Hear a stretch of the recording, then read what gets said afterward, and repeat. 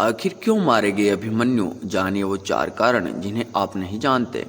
सभी जानते हैं कि अभिमन्यु चक्रव्यूह में फंसकर इसलिए मारे गए थे क्योंकि उन्हें चक्रव्यूह को भेदना नहीं याद था। लेकिन इसके अलावा 4 कारण ऐसे थे जिसके चलते अभिमन्यु मारे गए। नंबर 1, कृष्ण की चाल।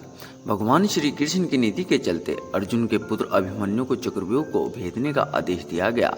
यह जानते हुए भी कि अभिमन्यु चक्रव्यूह भेदना तो जानते हैं लेकिन उससे बाहर निकलना नहीं जानते। अभिमन्यु के चक्रव्यूह में जाने के बाद उन्हें चारों ओर से घेर लिया गया। घेर कर उनके जयद्रथ सहित 7 योद्धाओं द्वारा निर्मम तरीके से हत्या कर दी गई, जो कि युद्ध के नियमों के विरुद्ध था।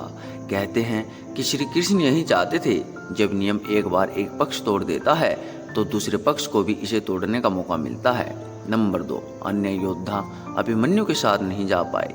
प्रारंभ में यही सोचा गया था कि अभिमन्यु व्यूह को तोड़ेगा और उसके साथ अन्य योद्धा भी उसके पीछे से चक्रव्यूह में अंदर घुस जाएंगे। लेकिन जैसे ही अभिमन्यु घुसा और व्यूह फिर से बदला और पहली कतार पहले से ज्यादा मजबूत हो गई, तो पीछे के योद्धा भीम, सात्विक, नकुल, सहदेव कोई भी अंदर घुस नहीं पाया। युद्ध में शामिल योद्धाओं में अभिमन्यु के अस्त्र के धनुर्धर 2-4 ही थे, यानी थोड़े ही समय में अभिमन्यु चक्रव्यूह की ओर अंदर घुसता तो चला गया, लेकिन अकेला, नितांत अकेला।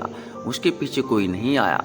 नंबर 3, लड़ते लड़ते थक जाना। जैसे जैसे अभिमन्यु चक्रव्यूह के सेंटर में पहुंचते गए, वैसे वैसे वहां खड़े योद्धाओं का घनत्व और योद्धाओं का कौशल उन्हें बढ़ा हुआ मिला, क्योंकि वे सभी योद्धा युद्ध नहीं कर रहे थे, बस खड़े थे। जबकि अभिमन्यु युद्ध करता हुआ सेंटर में पहुंचता है।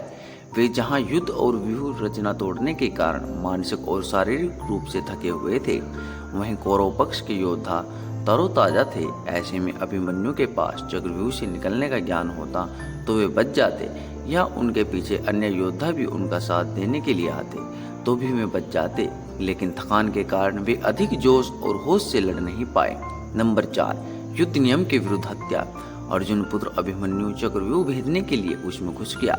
चक्रव्यूह में प्रवेश करने के बाद अभिमन्यु ने कुशलतापूर्वक चक्रव्यूह के 6 चरण भेद लिए। इस दौरान अभिमन्यु द्वारा दुर्योधन के पुत्र लक्ष्मण का वध किया गया। अपने पुत्र को मृत देख दुर्योधन के क्रोध की कोई सीमा न रही। तब कौरवों ने युद्ध के सारे नियम ताक में रख दिए। 6 चरण पार करने के बाद अभिमन्यु जैसे ही 7वें और आखिरी चरण में पहुंचे तो उसे दुर्योधन, जयद्रथ आदि 7 महारथियों ने घेर लिया। अभिमन्यु फिर भी साहस पूर्वक उनसे लड़ते रहे। 7 ने मिलकर अभिमन्यु के रथ के घोड़े को मार दिया। फिर भी अपनी रक्षा करने के लिए अभिमन्यु ने अपने रथ के पहिए को अपने ऊपर रक्षा कवच बनाते हुए रख लिया और दाएं हाथ से तलवारबाजी करता रहा। कुछ देर बाद अभिमन्यु की तलवार टूट गई और रथ का पहिया भी चकनाचूर हो गया। अब अभिमन्यु निहत्था था। युद्ध के नियम के तहत निहत्थे पर वार नहीं करना था, किंतु तभी जयद्रथ ने पीछे से निहत्थे अभिमन्यु पर जोरदार तलवार का प्रहार किया। इसके बाद एक के बाद एक 7 योद्धाओं ने उस पर वार किए। अभिमन्यु महावीर गति को प्राप्त हो गया।